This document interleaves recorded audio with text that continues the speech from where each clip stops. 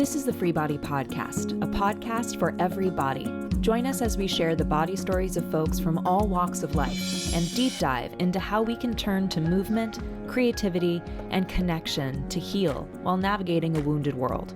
Make sure you follow us on Instagram and subscribe to us on YouTube at Free Body Podcast. Please share us with a friend, rate, and review. Thank you for being here.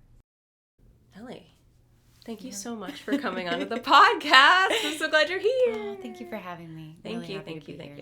You are one of my favorite teachers I've encountered in New York City.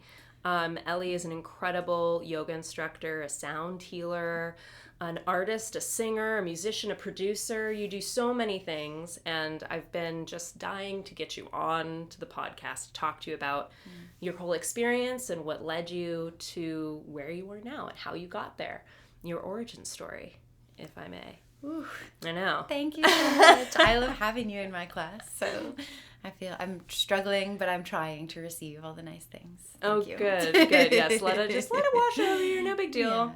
Yeah. So the first question I always ask on the pod is, what is your first or maybe an early body memory you can think of that is significant to you? And let us know what that story is and tell us why. Yeah. So I guess I have like a question about the question. Yes. Helpful.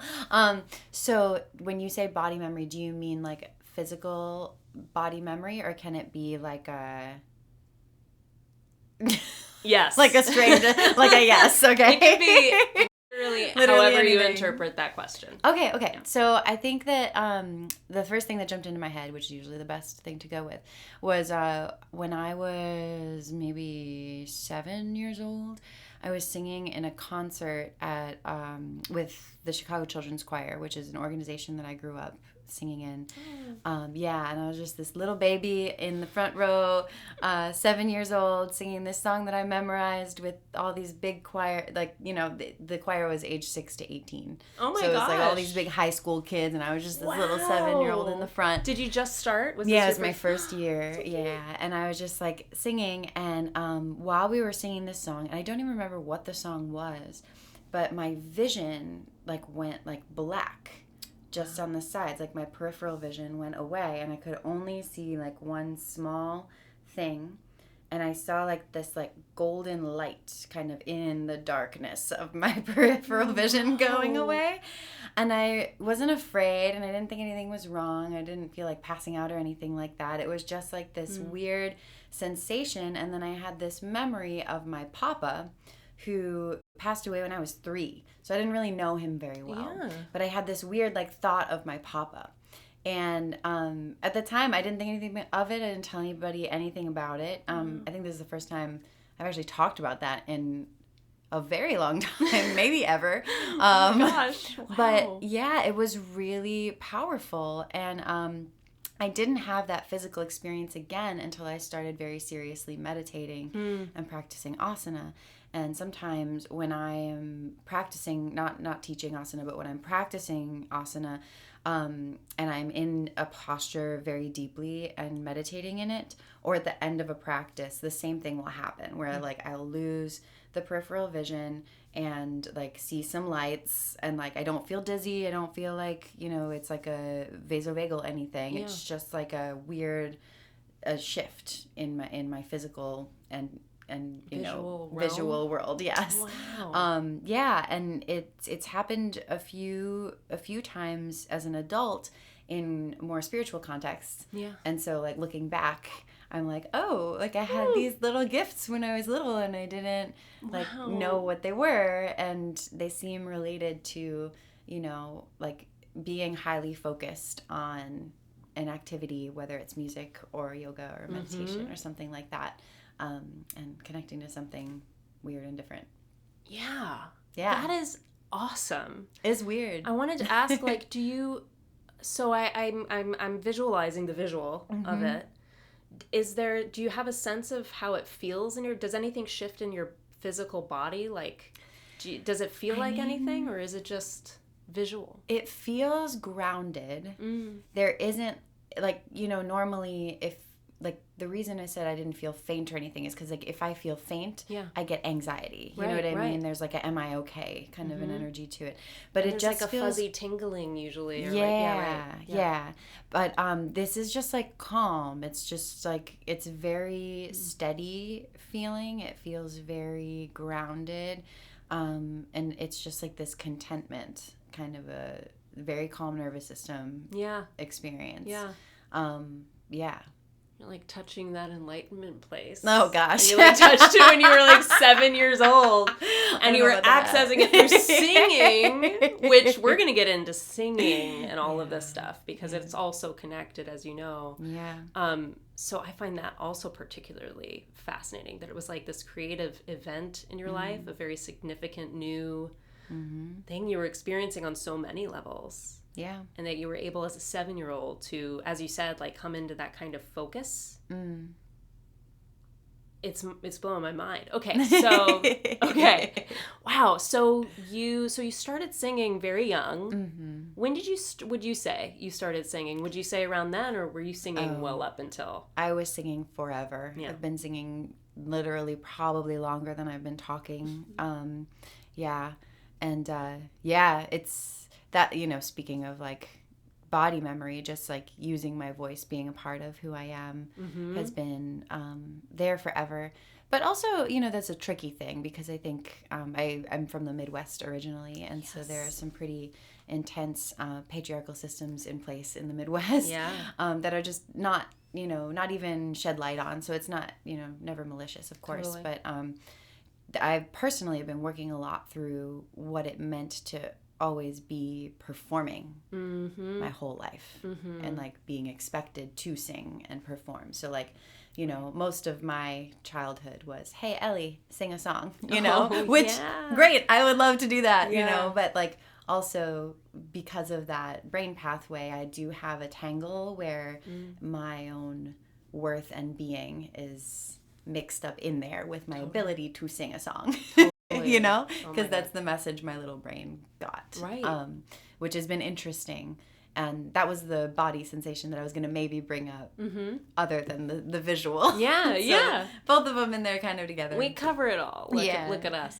Do you have a memory of like the first time you were singing, and maybe it was when you were 7, but that first time you were singing and didn't feel like it was for anybody else, that was just for you? Ooh. Actually, well, so if I had it in childhood, I don't remember it. But I will say that is what I am actively working daily to cultivate for myself now. I, until very recently, was only focused on an opera career, which is a very intense set of right ways to do something, especially with your voice. Kind of with your life, but especially with your voice. And I didn't realize how far away from true Elly sound I had gotten. Ooh, I don't want to break things. It's okay. It's all good. I gesticulate. But let's see. I'd say it was like one of my first indie recording albums that I listened back to. I have 2 out now. The first one sounded still very operatic to me in nature. The second one, I started tapping into something different, but it still wasn't me. It felt like me putting on, like, chameleoning and acting into a pop singer. You know what I mean? And, like, doing what the engineers and the producers in the room were saying was sounding good. And, like, and it's fine. I stand by it and everything like that, but it still didn't feel like me. And I very, very recently started working with this voice teacher who has been, well, I should start a little earlier. So during that experience, I started to allow myself to incorporate singing into my meditation practice. Oh, I love this. So how does that work?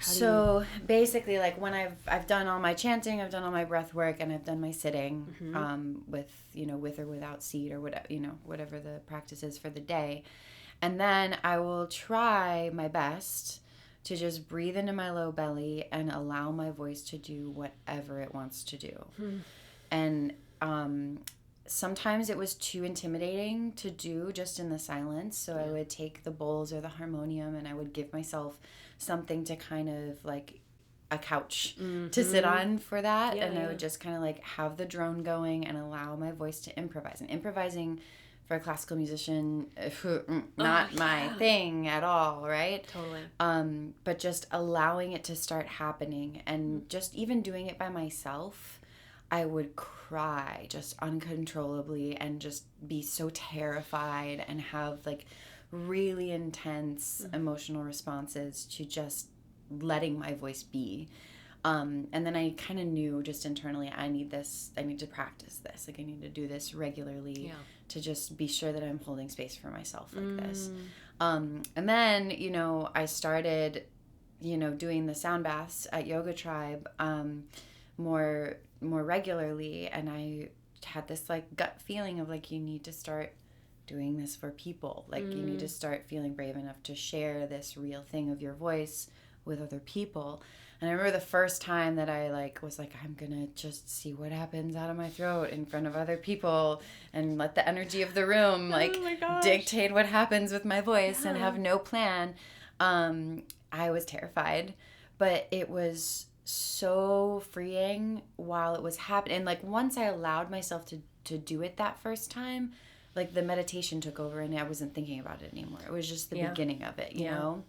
And then once I was in it, it felt like so authentic and so real and so just alive. And like the energy that came back from the community too was so supportive and beautiful. I was like, okay, like this is supported. This is something I need to follow.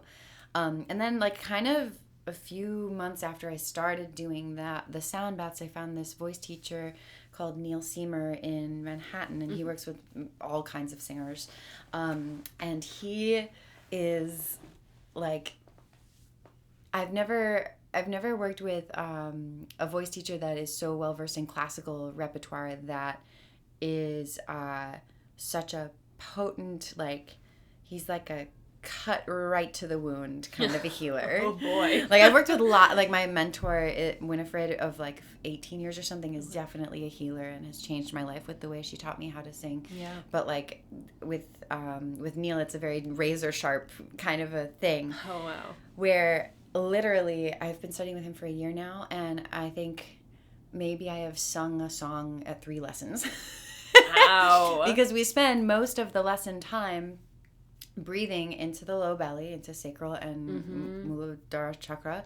And the second he senses any instance of like irregulation in me, he stops me and he makes me talk about it. And then he comes up with affirmations for me to say to release whatever's there until I breathe again. And so we practice breathing. Like it's literally, I have to have like a grounded breath before I can move even into a sound. And then the next step from there is inviting this grumble of a moan to come just from my chest, where he's not even concerned, like I'm not singing vocalises, I'm just literally like over and over and over again, and just again scanning and seeing what comes up and moving through it and untangling all of that to find the real thing, like the real voice. Like your real voice without any of the training or the technique, like no all filters. Of that gone. And it's terrifying. I just got goosebumps. And I cry, and we have rage parties in my lessons. It's amazing. But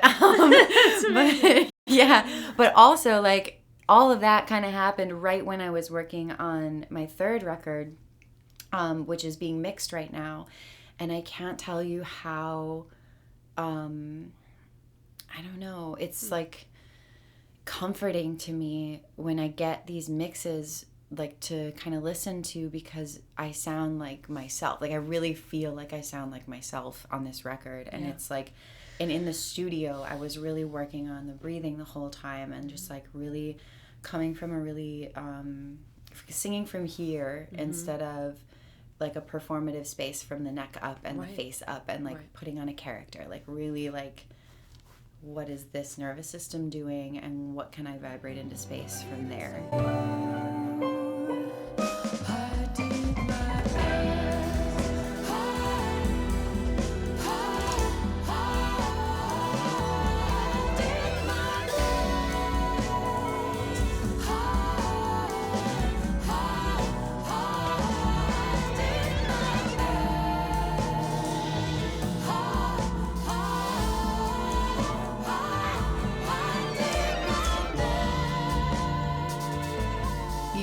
that, you know, being a singer since I was 0, I would have figured these things out earlier.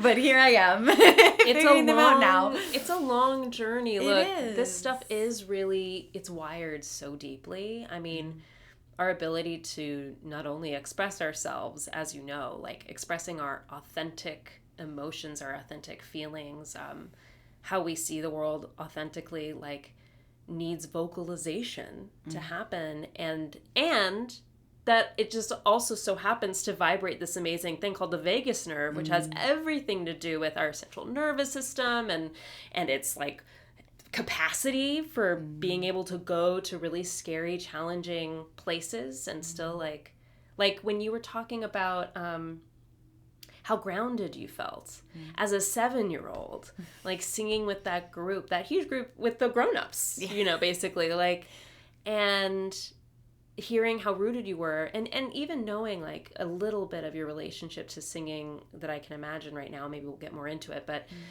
up to this point where you're really starting to strip down to your true authentic voice is kind of like the whole point of healing, I feel like. Like, I think that's what we're all searching for, and we can access it through singing, through vocalizations, through all this somatic work. Like, I've been saying for a while, like, now that I know what somatic means, I'm like, oh, the arts are somatic. Like, why aren't we talking about that? And the fact that they are somatic also means that they have everything to do with triggering the hell out of us. Yeah.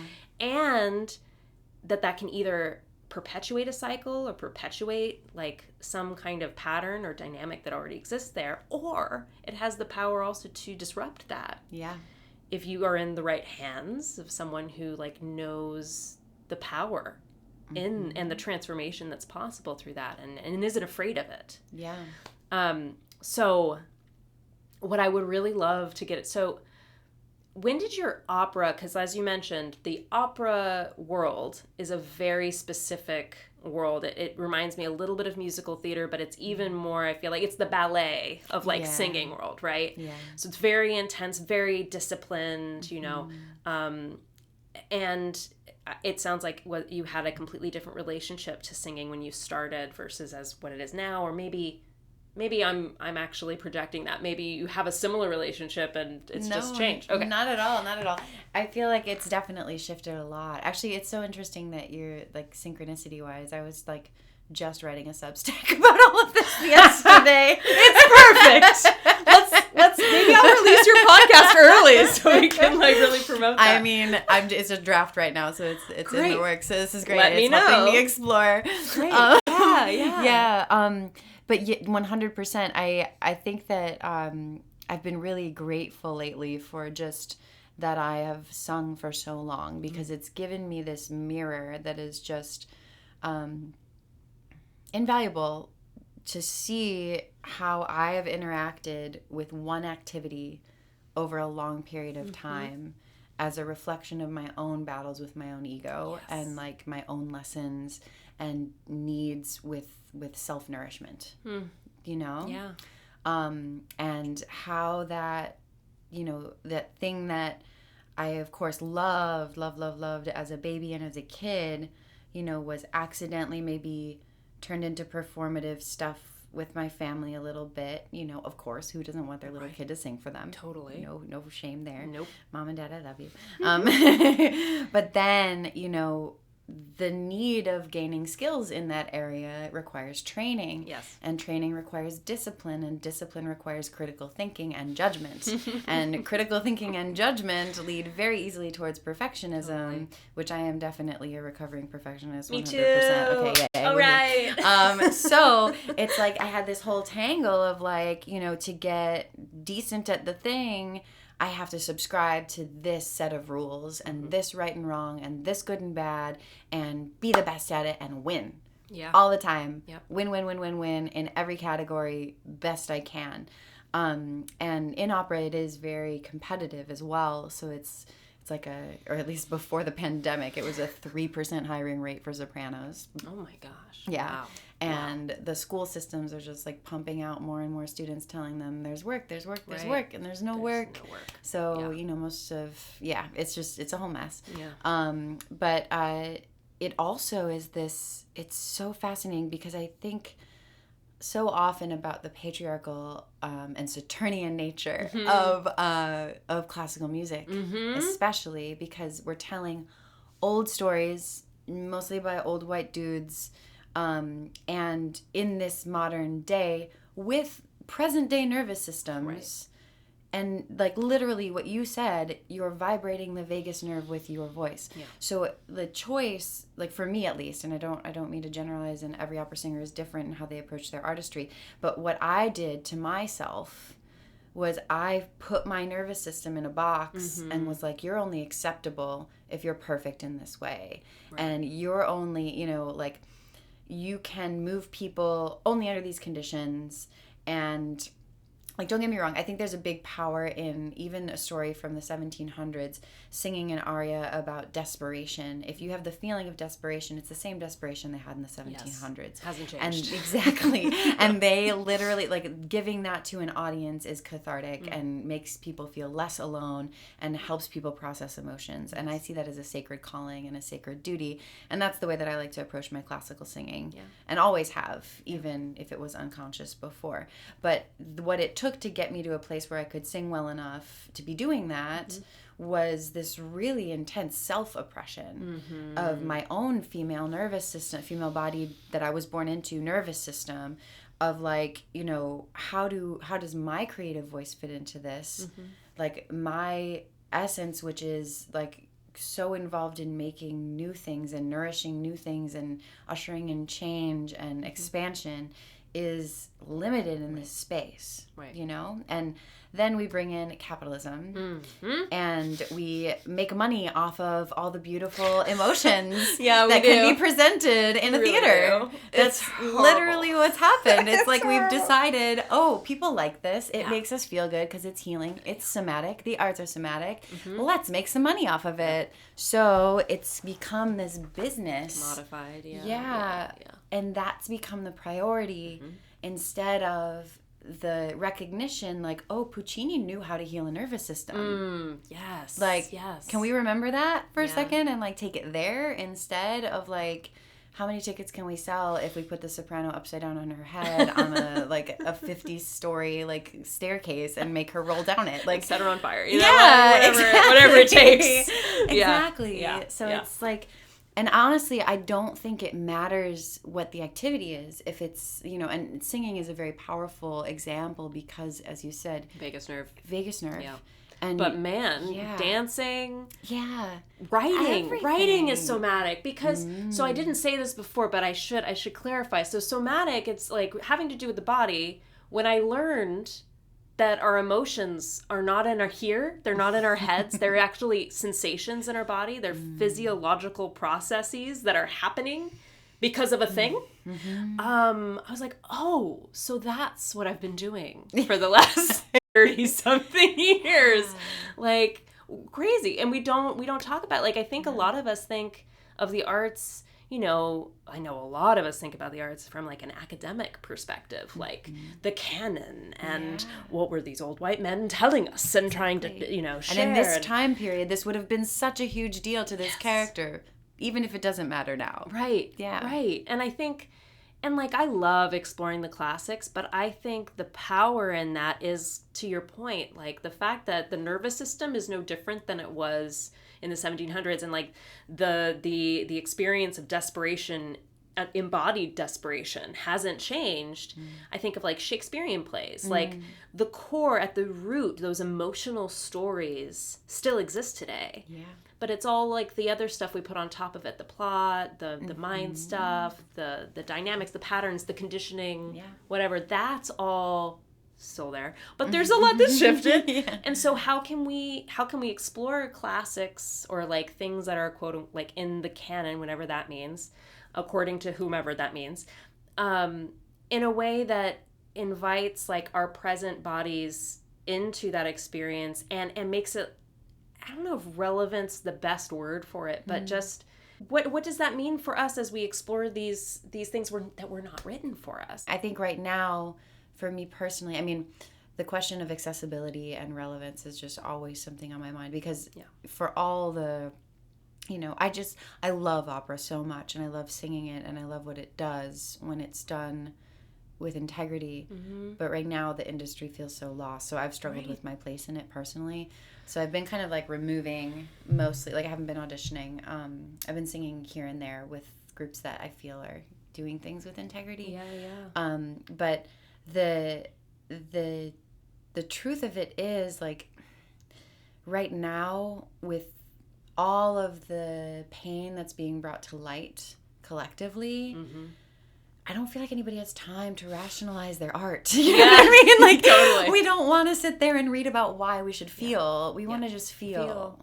And for now, that might mean, for just, pivoting, until the systems that be shift enough for like open conversation like this about this to happen. Like, I feel like the intentionality is everything.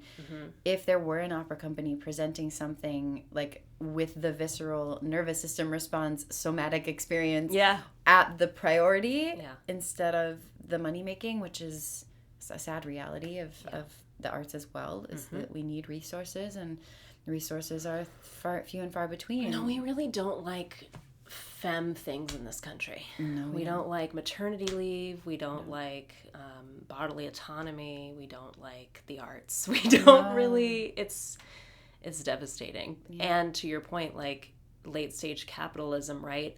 Every industry is feeling this, and in the arts, it's really reflected as like there's just hoarding of money. There's consolidation of power, and it's a lot harder to get work out there that is aligned with what I actually think audiences really want. 100%. Really, and we feel this when we teach, right? Like, there is an audience out there that is hungry for this kind of work that comes from a place of integrity and healing, because we so desperately need it.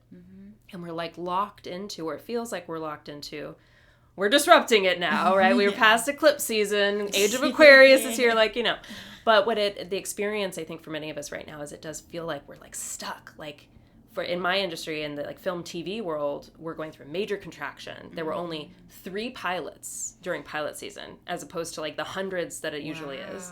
So there's like no work. And so it's just a time of really like systems kind of like, I cannot hold the structure. This isn't working. And all the people with money are like, but let's keep doing the thing that isn't working over and over and over again. It's just it's a fear grip. Absolutely. It's like we gotta just keep the old things alive, do it the way we always have, and it will just be okay if we close our eyes. And we're shifting too much for that now. We are. It's like inevitable. And I keep saying, like, for artists, I think during this transition time, which is rocky, and like, because I don't know where the next job, when the next thing is gonna there's nothing, it's even less predictable than it used to be. So I think of things like Patreon and artists who are like finding ways to connect even in a more intimate way with their fans or their people who are interested in what they're doing, that I think we're gonna have to, luckily, I think there's more access to setting those systems up because of social media, or because of technology, which can be great. It's just a tool. I'm not judging it. But it does, it really is an interesting dance between, I don't want to disconnect from my body here. And I put so much energy sometimes into this device, into this screen. And the whole point, like I keep saying, part of my life's purpose now is like, I need to help people get out of, like, get into their bodies again. Yeah.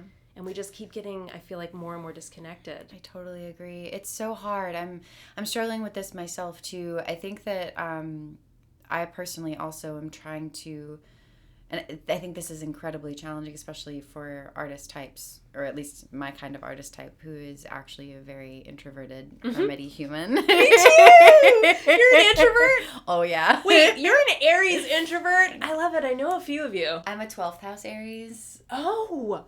Uh-oh. Astrology tangent. Yeah. That's so interesting. So my What's Aries, in your first house? Taurus. What's your rising? Oh! Yeah. Wait, that makes so much sense. Yeah. Okay. Yeah. Can I ask your moon? Is that too personal? No, of course I'm Cancer moon. a Cancer moon! Yay! We're here to heal everyone! Yes, this is making very much sense. Okay, we just had to sort that out. Thanks for indulging us, everyone. Wow, okay, it totally makes sense. Yeah. Because when you said that you were in Aries in class the other week, I was like, oh yeah, I guess I could see that. It wasn't my first thought, but I was like, yeah, okay, because I see it when you like in the classes Fire. you teach. Yeah. Actually. Yeah, the fire. That's neat. Yeah. It's like House of Transformation and Rebirth. And Rebirth, death. That was your astrology tangent. But so a lot of my journey is like learning how to accept those pieces of myself instead of have shame for those pieces of myself. Yeah. Mm-hmm. I love that. How's that going? Hand in hand with all of this. It really does. It's intense. And yoga has helped me a lot. Mm-hmm. Truly. Yeah. When did you start? Can we get into your yoga journey a little bit? So when did you start practicing as a Midwestern lady? Yes. About the town. Did you have a lot of... Did you encounter yoga when you were growing up in the Midwest? When did you learn about it? When did you start doing it? Yeah, so it's such a weird thing. My mom was a triathlete. Oh. Like a sponsored triathlete for a long time. Yeah. Hardcore. Yes. Discipline. Very Capricorn. Very Capricorn energy, yes. So she had this like Rodney Yee yoga DVD that she would occasionally do. Rodney yoga? Rodney Yee. It's this yogi. Yee. He's incredible. I don't know. He holds up. His yoga DVDs hold up. I'm gonna check this I think out. he's on YouTube too now. Oh, great. But yeah, so he like it was this DVD of 3 different classes. And when I was 13, I don't know, I was just like, I'm going to do yoga. And you just saw the cassette tapes cassette tapes? The VHS? DVD, yeah. DVD. It was a DVD, yeah. And so I did the yoga and I liked it. And then when I was in high school, like I just kind of would do it every once in a while. And then when I was in and sometimes with my mom too, actually, which is very sweet. Very sweet. Yeah. And when I was in high school, I met this friend Katie, and we were talking about like yoga. I don't know why, but we were just like, "Have you done yoga before?" And we were like, "Yeah, yoga's cool." So we started yoga club. Oh my god, I love it! We were like 15, and we'd do yoga at 6 a.m. once a week before school. Oh my god, I love that. More kids need to do that. That's great. Yeah, and it was like it to ended the up tapes? being to the Rodney Yee tapes. It's great. Amazing. And it ended up being like the swim team because we were on swim team. So it was like swim team would kind of get together to hang out and do yoga in the mornings, which is very cute. That's so cute. Yeah. And then I kind of like lost it for a while. I went to college, and I got really into just like doing triathlons for fun because Aries energy. Yes. I never trained for I did train for one and did one and I won, and so now I can't do another one because now I'm like, I've Aries energy. Yeah. I've done it. No one else can do it the same way I did it. No more. It doesn't matter anymore. I won. That's great. Yeah. Wow. What ages were you doing triathlons during? That was like I was like 18 or 19. Wow. I was in college, and I had this friend Sam. He and I were like, we still are soulmate friends. And we would just like read books and talk philosophy and work out together like all the time. Oh my and God, like, that's great. Yeah, stay up until like 3 a.m, like eating Oreos, like telling each other we were stupid and having like philosophical arguments. It also still feels very aligned with everything that you talked about. Exactly. That's great. Yeah. But so he was like, we were doing triathlons on Saturdays for a while, just for kicks. And he was like, I tried this new thing that I think you'll really like. You should come with me to Bikram yoga. Enter Bikram yoga. Enter Bikram yoga. We've reached the cult part of the podcast. Cult has entered the Elly experience. The perfectionistic, hyper-disciplined, ready to believe you, gullible Elly experience. Look, I was there too, man. Yeah. I needed it. It saved my life. It definitely saved my life too. It saved the fuck out of my life. 100%. Well, I should also go so far as to say, especially because of what this podcast is, that my triathlon thing was definitely connected with eating disorder, body dysmorphia, and just a general need to beat up on my body. Oh, damn. So I was kind of in a cycle of that. Yes. And I was terrified before my first Bikram class, partially because I was like, what if I pass out and die? I've never passed out in my life. I don't know what that would feel like, and I don't want to explore it. And then also because I was like, what if I like this? Like, and I had this weird, funny story, resistance in my head. Yoga is for people who don't actually work out. Yoga is like not actually real exercise. That is a story that is absolutely exists out there. Yes. It was running the show from my little eating disorder monster that was kind of running my show at the time. Right. So I've had that too. It's like I won't burn enough calories if I'm just doing an hour at like yoga. I was like, what am I even doing? Yeah. What's wasting my time? Yeah. I have an Aries Mars, by the way. So I so you get understand some of it. Yeah, you get it. Well, Mars and Aries. That's it. Yeah, it's intense. That's a yeah. It's intense. That's why you get so much done. I know. You get so much done. That's why it's good. Burn out. But yes, I get that. Getting better at it. Yeah. So wow. Yeah. Okay. So then Sam took me to a Bikram class, and I was so obsessed. And then did you do the 30 days right away? Or oh my God, yeah. Me too. I did 90. I did 3 years. I'm sure you just forever. I did fucking 3 What years. is that? Like I literally was insane because also OCD. Right. Also, you know, probably on the spectrum as a human, like just like, hypersensitive, also hyper into patterns, hyper into routine. And that's kind of what I did is it's weird. I changed my addiction to another addiction that was healthier for me. Yes. Which, it was a ladder for sure. Yeah. And so I basically got obsessed with Bikram yoga for 3 years. If I missed one day, I'd do a double the next day. Oh my God. It was absolutely insane. those days. Those days are intense. Yeah. But I started having similar experiences to the singing one where I would see colors and how these overwhelming visualizations after class of just literally everyone's souls turning purple and lifting out of their bodies and melding and going around the earth and just these weird things would come up, and it was just changing my life.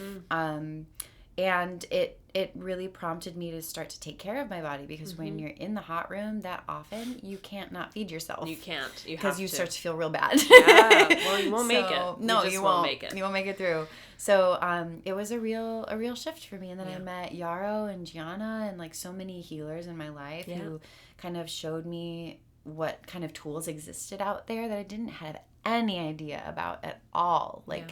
No clue at all about Reiki, about energy work. I didn't know that existed. Crystals, nothing. Astrology, what? Yeah. Who, huh? But yeah, and then it was actually here in New York.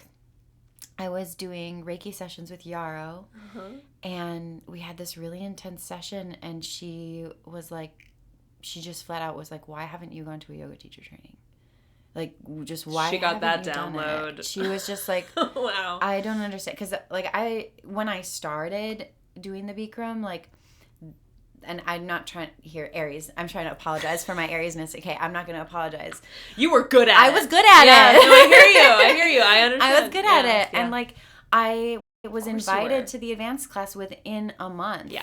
And it was are you gonna go be a champion? Are you gonna train? Well, I trained for competition, literally. Oh my gosh. Within 3 months of starting.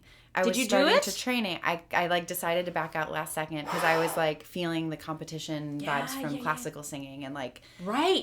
I was wait, I don't want this to be the same. Yeah. I had a little wisdom. Want to protect. Yes, Yarrow called me on my bullshit. And she does that. Which she does. And she was like, I feel like you're scared to do this because if you do it, your whole life's gonna change. And I was like, yeah. 100%. And so she helped me kind of look into different trainings. And I kind of knew at that point, I didn't want to do the Bikram training just because of all the drama around him. And I had been practicing Bikram for 8 years at that point. And I was interested in exploring other stuff. You probably had the dialogue memorized. Yeah, probably already on accident. Yeah. I think we probably all do somewhere in there. By rote. But yeah, and so I was looking at both Dharma's training, Dharma Mitra, and Jared's training. Yes. Yeah. Jared's great for great things. And Jared ended up giving me a scholarship, which was just so generous and incredible. That's great. And he was so close to my house. Oh like, my you know, gosh. New York living. I was like, okay. That's like, also universe. Yeah. Like, it was just like, perfect. I need to like go there. And that training was literally the last in-person training he had in New York before shutdown. Did you get your training right before shutdown? Right before shutdown. Holy moly. That was how long I took. I totally thought you had already trained when I met you at Bodie. No, I didn't get certified. You gave that energy though, girl. You gave that. You were like, I know what I'm freaking doing. I was Everyone like, she always does. thought I was a teacher. yeah, I see that. Yeah, but not till I didn't get actually certified till 2019. So the pandemic hit, and now you're like certified to teach. What did you find yourself? Oh my God, what was the pandemic like for you? Yeah, after that. So, well, I don't know if I ever told you that, but I was in Milan when it hit Milan. No, you did not tell me that. So I was actually starting, goodness. like, it's all very, very woo-woo and perfectly circular in my life. Wait, you were in Italy? I was in Italy. Where it's like the capital of fucking opera? Yes. So this goes with the thing. So basically, I finished teacher training, super life-changing experience. Simultaneously, I get an opportunity to do my first European audition tour. Oh my gosh. Yeah. So right after training, literally 3 days later, I'm on a plane and I'm spending 6 weeks in Europe to audition around Europe. Yeah. I spend 2 weeks in Milan, and I was supposed to be there for 3 to study with some people at La Scala and like kind of like network. Yeah. And I took 2 lessons. And then they like were threatening to lock down the city because of COVID. And this was at the time where we were like, is this really a thing? Right. Like, what's happening? But they were going to lock it down. I was like, okay, I'm not getting locked into Milan. So I literally, on an hour's notice, panic packed a suitcase and ran to the train station and rushed onto the last train to Florence with like a crowd of people, some of whom were coughing. I'm the only person wearing a mask because my mom packed some very presciently. Good old Capricorns. She was reading the news. Ready. She was ready. Yeah. She sent me in the mail. She was like, bring these. And I was like, that's so dumb, Mom. But okay. And then I definitely used them. Oh my God. So I get my butt to Florence and nothing's happening in Florence because there's no COVID in Florence. So it's just normal. So I'm just like, okay, I'm just going to move all my coachings and whatever auditions I can a little bit earlier and see what I can see and, speak my Italian and do all the things. Explore Florence. What's wrong with that, right? Yeah. I was like, also like Florence during the pandemic. That sounds nice. Love Florence. Oh my God. All this time while I'm doing this, I'm chanting, I'm meditating, I'm doing my asana practice every day because that's literally what that training did to me. Right. It was like, you have a daily hour sadhana now. You have these practices you're going to devote to yourself, and I was just riding that, and I kept going. And I had my mantra prescription from my teacher, and like just was like working through actually the Mahamrityunjaya mantra, which is the mantra for overcoming death. Oh wow. Yeah. So that's what I'm working on spiritually as I'm on this like journey. But then Trump starts talking about how he's going to close down flights from Italy, and from Europe generally at this point, and it was just like, okay, either I'm going to, like, potentially be stuck here, which I wouldn't be mad about. Yeah, you'd be Italian. Exactly. Or I'm going to, like, rush fly home and, like, cut this audition tour short. And it ended up being at the last minute, like, it was, like, the day he was going to close the borders. All of the exchange students that were in Florence at the time, like, were being sent home by their schools. Oh, wow. And I was like, okay, maybe I should really, like, go home. Like, I don't want to, but maybe I need to listen to this. Yeah. And at the time, Nate, actually, my partner, was going to come and be with me in Florence for a week to visit in the middle of my trip. Was he in the States still? Or he was in New York. Wow. He was in New York still. Oh my God. And so we were on the phone about like, okay, who's getting on a plane right now? Like, yeah, for real. Because I was like, I don't want you getting on a plane and getting whatever this thing is and dying and it being my fault. I don't want to like get on a plane and give it to you, like give it to the world. I feel like partially like responsible in that way. Like I don't want to like spread this if I am in contact with it, whatever it is. Yeah. It was so intense. Oh my God. But yeah, doing the mantra for death. All really working well together here. Yes. Wow. But so last minute, literally bought a flight 3 hours from when I decided to leave, threw everything in a suitcase and ran. And it was literally me and like all the American exchange students flying to Lisbon and then flying to New York because there isn't a direct flight from Florence. And this is when Trump was being all like, oh, we're taking temperatures at the border and like we're like doing all these things. Right. We waltzed through customs in 10 minutes. He's a liar. Fastest customs experience I've ever had in my life. It was insane. And I was like, we were all of us just in Italy. Just in there, yeah. And you just unleashed us on New York City and like, you know, okay, cool. Yes. So I quarantined myself for 2 weeks because I just and I care and you knew some things. Yeah. And I did get really sick. Well, like stress will do that to you. So did you? What were the symptoms? Oh my God, you must have been like. Well, that's the thing. It was so weird.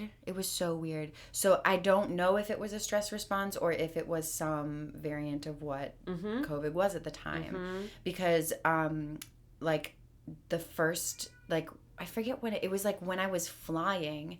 I was having this like strange congestion where my nose would not stop running, but I couldn't breathe. Like it was so weird. I can't even explain. It's like there's a brick behind my nose. Oh boy. And I was nervous. I was like, this is not cool. Like I'm not feeling well now on a plane going back. Is my brain doing this to me? Am I actually feeling this way? I don't even know. Right. Beginning of my meditation journey, so not really close to a calm nervous system at all. Still working on that inner safety. But I get back to New York and I had the craziest nausea of my life.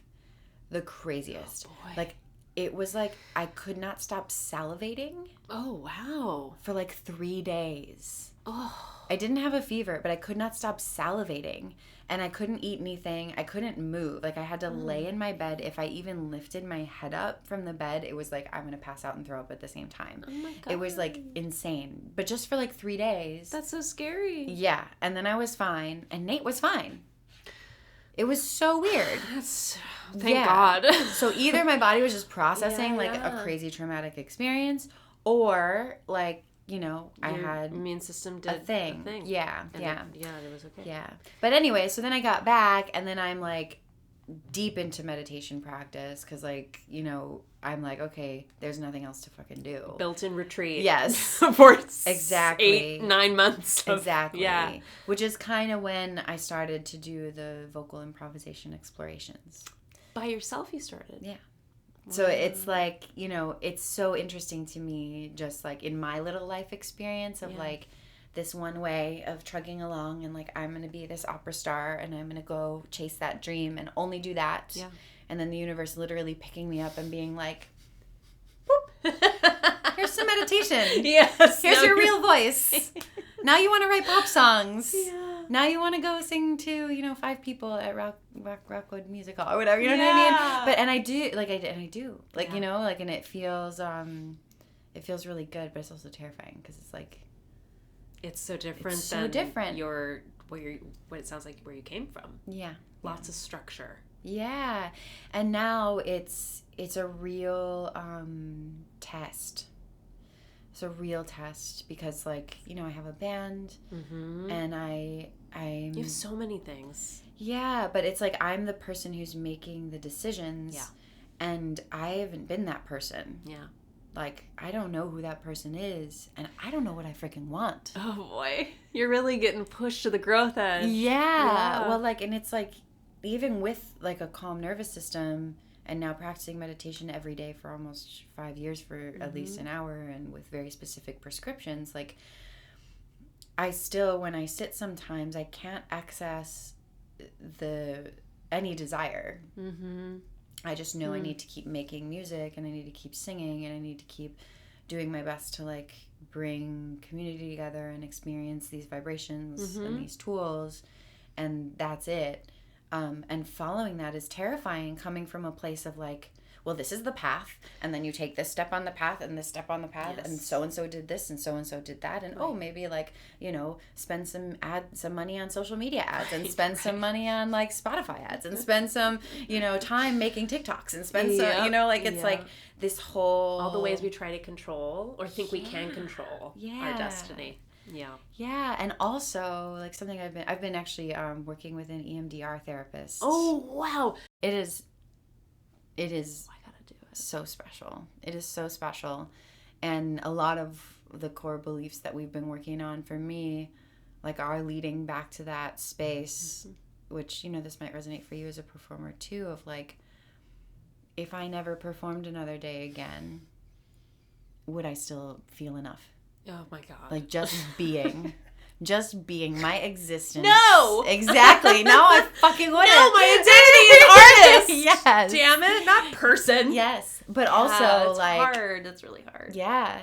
It's so hard. And then I think also, like, about, like, Bobby McFerrin, who, like, took, like, 3 years sitting alone in a room to just make sound with himself before sharing it. You know what I mean? Like, and that, like, what that takes to, like, trust in just being. Yes. And vibrating on this planet.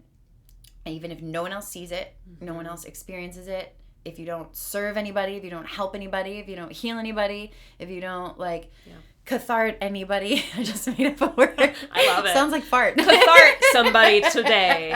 Hashtag cathart. I love it. You catharted all over me. I like that one. Cathartic. We can put that on a shirt. Yes. Yeah. But, like, even if you don't do any of that, like, you're worthy. Yeah. And, like, you're enough, and you don't owe anybody anything. You existing beyond your understanding is what you're here for. Yeah. And it's, like, so challenging to integrate that and to, like, trust that and feel that. But I kind of, like, the more I do this work with my therapist, like, it's like, if I can really find that for me and embody that, like, it's contagious without trying. Right. And everyone that is around you, even if you don't talk about it, like, they can feel it. They can feel it because it's a nervous system thing. Yes. And it's nervous system recognizing nervous system that's relaxed. Yes. We can be relaxed. We can do We're that. allowed? Yeah. What? It really is, like, before we ever talk to each other, our bodies are talking to each other. Yeah. We aren't even aware half the time. Exactly. I think most of the time. Maybe 99% of the time. All of the time. All the time. I mean, the more, I mean, again. Because I feel like we're aware in retrospect. Yes. And the more we keep disconnecting from our bodies, whether that's because we're obsessed with our devices or we're obsessed with whatever it is, like, we're not even able to access Because safety. We haven't practiced it. Right. I think it takes We're practice. taught. Yeah. There's a You really have things anxious to say. central nervous system outside. Bernie, can you please? We talked a little bit about, like, healing and art and the intersections therein, but also how you see singing, your work as singer, your work as sound healer, your work as yogi.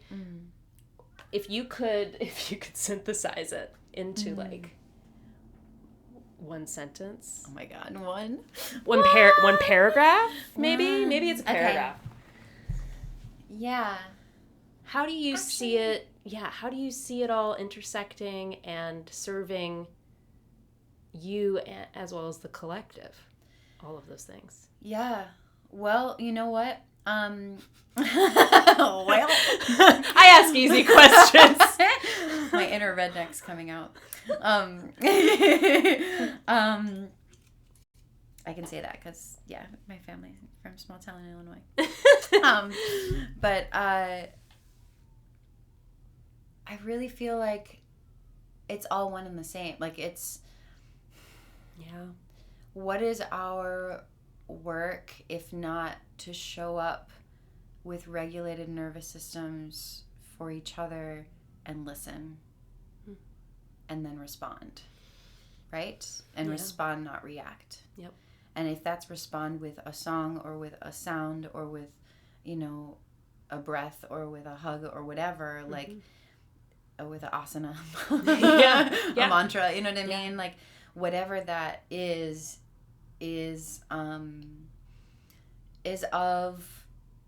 of a community building essence. And that's what we need right now. We've been in a situation where we've been separated, you know, not just by COVID, but by, you know, just I mean, the word patriarchal, I hate using it so often, but it's like there's nothing else to say. But just systems that are imbalanced in the masculine, where the masculine, you know, black and white, defined lines, very specific boxes, coloring within very specific lines, and very regimented sets of rules, very, you know, control oriented. Yeah, and cause and effect oriented, and you know, if this happens, this should happen, and there's a problem here, I'll fix it here. You know, I mean, I think of like discipline. I think of, I think of like the yang to yin too. It's like also this energy of. It can be positive. It's that the patriarchy is embodying wounded masculine. Exactly. And repressing and denying and feminine everything. Exactly. It's imbalanced. Totally.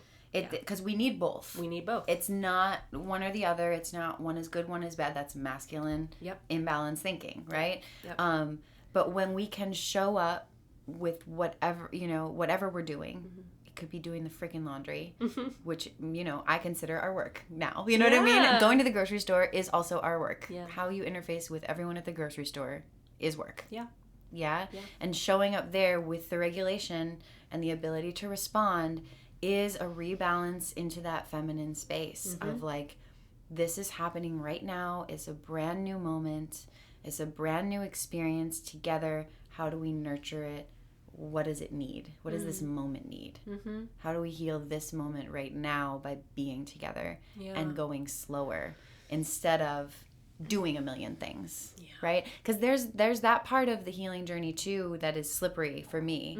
I don't know if it's like this for you, but for me, it's like there are so many practices that I can do. You can be addicted to anything. Yes. You can be, like you said earlier, you can be addicted to something that's actually considered healthy for you, but it's the energy, it's the intention behind the reaching for the thing that'll tell you everything about what the true effect will be on you. 100%. Yeah. Mm-hmm. So that's what I would say. That kind of brings them all together in my little life. I love it. And I ask you for real selfish reasons, because this is like my work lately is trying to find the words to share, like that. Yes, I see them all as the same thing, and taking folks along for that ride of seeing it the way I think you and I see it is what I'm finding is my main, like, my work right now, my main focus as I teach and develop these workshops. And like, I love that, you know, because we so desperately need it. And there's so many people out there that I can just feel the energy in rooms now where I'm teaching that are just like, when I ask them to just drop into their bodies and put their hands on their chest to feel their breath, like they are just the relief that suddenly exists in the space. Yeah. I had a class recently where this kid, I was teaching high school kids, and he told me that he had this severe back pain for like a long time. I don't know if he said years, but a long time. And after our meditation, I lead yoga nidra with them. He was like, my back pain's gone. Oh. And like, I don't remember the last time I didn't feel back pain. Oh, that's wonderful. And it's like, that's a freaking high school kid. Yeah. And my arthritis started in high school. Like, we all just, we've been, the system has gotten us to the place that we're in, the systems that exist now, and it is up to us, I think, to like find out the subversive feminine ways to disrupt it. Yeah. 100%. Well, every time we come together in community, we're disrupting it. 100%. And every time someone who's never taken a breath into their low belly before does it, even if it fucking terrifies them and they like want to run from the room and hate you forever. Yes. I remember what that was like. Yes. Oh God. I remember my first big breath. It was so painful. Oh my gosh. I remember Yarrow prescribed me 10 breaths a day. Oh wow. And I hated her for it. I was like, this is the hardest thing I've ever done. My belly's not supposed to move. Yeah. No. Like, and it's like, it's also just the feeling of like allowing yourself to recognize your being breathe. Yeah. We're so controlling of our bodies that it's like, I know what breath feels like. Yeah. I breathe all the time. It's no big deal. But it's like when you breathe, I breathe, we all breathe. Who cares? Forever. Since I was born. It's fine. No big deal. But like when you really feel the miracle of what a breath is and that you get to do that all day. Yeah. It's incredible, and it's a birthright. We don't show enough people what kind of tools are at their disposal in their own bodies for free. For free, guys. Free it doesn't need to therapy. be privileged information or gate-kept information. Yeah. And that's feminine. Yes. Spread it. Yes. Give it. Expand it. Yeah. Spread it. Give it. Expand it. It's about the nurturing. Let me feed you. Abundance. Yes. Yeah. Expansion. Yes. Ugh. Yeah. So true. Mm-hmm. So true. Elly, thank you so much. Thank you. I'm so inspired. I mean, your So story inspired. is so incredible, and I just light up talking about all the exciting directions that you're going and discovering, and I'm really grateful to be a mini witness to it. Oh my gosh. And get to experience your classes, because you really do. You walk the walk. You practice what you preach. And I think in today's world, that's not always easy to find. So I really appreciate it. Thank you. I really appreciate that. I'm going to try to receive it. Receive. Receive. Feminine.